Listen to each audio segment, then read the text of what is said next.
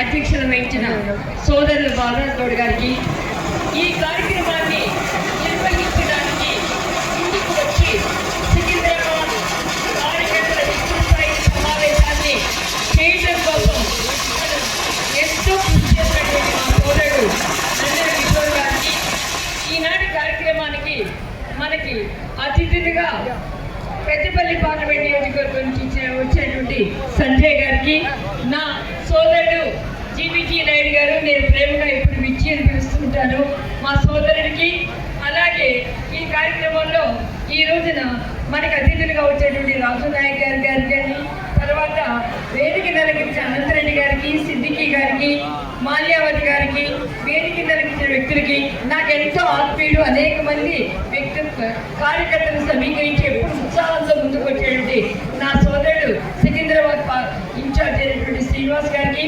అలాగే నా స్టూడెంట్ మా రాజేశ్వర్ గారి యొక్క కొడుకు సనత్నర్లో నాతో పాటు కలిసి ఒకటే మాటగా పనిచేసేటటువంటి మా శ్రీపతి సతీష్ గారు, ఎస్ఎస్ఎల్ అధ్యక్షులు అశోక్ గారికి, ఇక్కడికి విచ్చేసినటువంటి నా సోదరులకి సోదరీమణులందరికీ కూడా నా హృదయపూర్వక నమస్కృతులు. నిజం చెప్పాలంటే మనం ఎంతో అదృష్టవంతులు. పార్టీ పుట్టింది, పార్టీకి జీవాన్ని ఇచ్చింది, ప్రాణాన్ని ఇచ్చింది, తెలుగుదేశం జెండా ప్రపంచ స్థాయిలో రెపరెపలాడించింది ఈ తెలంగాణ గడ్డ, అందులో ఈ హైదరాబాద్, ఈ ముషీరాబాద్. నా రాజకీయ జీవితం ప్రారంభమైంది కూడా ఆ రోజు ఎమ్మెల్యే క్వార్టర్స్ నుంచే. నిజంగా నేను చాలా అదృష్టవంతురాల్ని. 2 సార్లు నాకు తెలుగుదేశం టికెట్ ఇవ్వగలిగింది. ఈ రోజుకి హైదరాబాద్ సికింద్రాబాద్లో గెలిచిన ఏకైక మహిళగా కూడా నేను ఉండగలుగుతున్నాను. అదే కాకుండా ఈరోజు ఎన్టీఆర్ గారితో కానీ ఆయన దగ్గర టికెట్ సాధించా, అలాగే చంద్రబాబు నాయుడు గారి యొక్క ఆయనతో కూడా టికెట్ తెచ్చుకోగలిగాను. ఇక లోకేష్ గారి దగ్గర నుంచి నేను టికెట్ ఆశించకపోయినా యువతరం ముందుకు రావాలి, యువతరం ముందుకు వచ్చి స్ఫూర్తి ప్రదాతలుగా మారి ఈ వ్యవస్థని ముందుకు తీసుకెళ్లాలని చెప్పి కోరుకుంటున్నా. తెలుగుదేశం గురించి మన సోదరులందరూ చెప్పారు, మన గుండె ఎప్పుడు కొట్టుకునేది తెలుగుదేశం అని. మనం ఆకర్షితులమయ్యేది, స్పందించేది, మనం అంతా పులకరించిపోయేది ఈ ఎల్లో బట్టను చూడంగానే. మనలో భాష, భావం, మనలో ఉన్నటువంటి ఆలోచన, మనం చెప్పే ప్రతి మాట, మనం చెప్పే ప్రతి ఆలోచన ఎప్పుడు కూడా తెలుగుదేశం పిలుస్తుంది, రా కదిలిరా. ఎక్కడ ఉన్నా ఏం చేసినా మన చెవుల్లో వినిపిస్తూనే ఉంటుంది.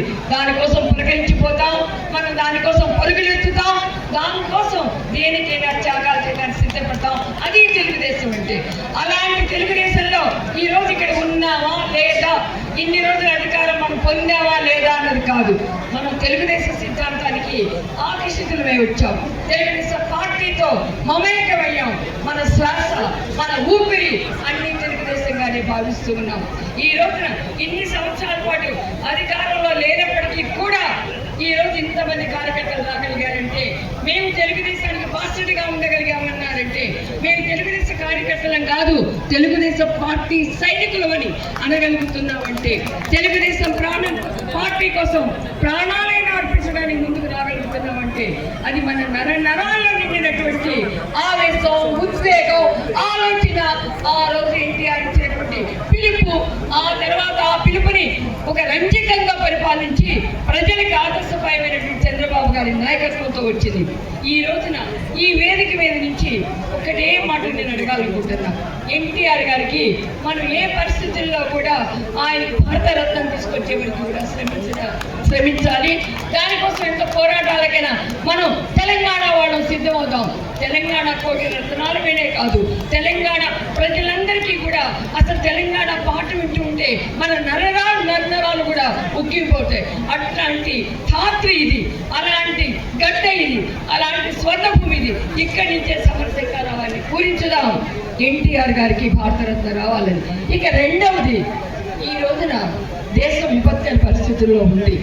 యుద్ధంతో, ప్రపంచ దేశంలో వచ్చేటువంటి ఇరాన్ యుద్ధంతో సముద్ర ధరలు పెరుగుతూ ఉన్నాయి, దాంతో నిత్యావసర వస్తువుల ధరలు పెరుగుతూ ఉన్నాయి, విదేశ మార్గద్రవ్యం కష్టమవుతుంది. అలాంటి సమయంలో మోడీ గారికి ఒక తోడు ఉండాలి. ఆ తోడు చంద్రబాబు నాయుడు గారు రాష్ట్రపతిగా కానీ ఉప ప్రధానిగా కానీ రావాలి.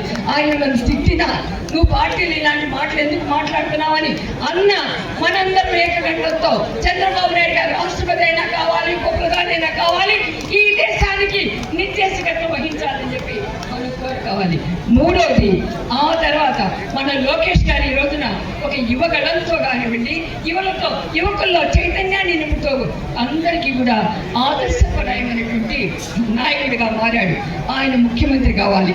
ఈ 3 లక్ష్యాల కోసం మనం పనిచేయాలి. ఒకటి, భారతరత్న చంద్రబాబు నాయుడు గారు రాష్ట్రపతి అవటం, మూడవది మనకి లోకేష్ బాబు గారు ముఖ్యమంత్రి కావటం.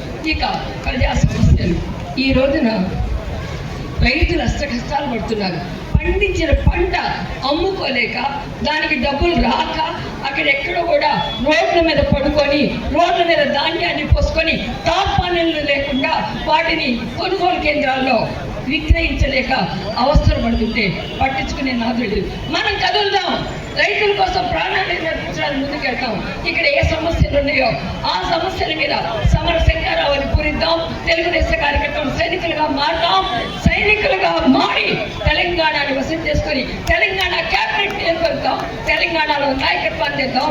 తెలంగాణలో మన తెలుగుదేశం ముఖ్యమంత్రి వచ్చేవరకు కూడా శ్రమించాలని కోరుకుంటూ నాకు ఈ అవకాశం ఇచ్చిన నా తెలుగు తమ్ముళ్ళందరికీ కూడా హృదయపూర్వక నమస్కారం. జై భారత్, జై తెలుగుదేశం, జై చంద్రబాబు నాయుడు.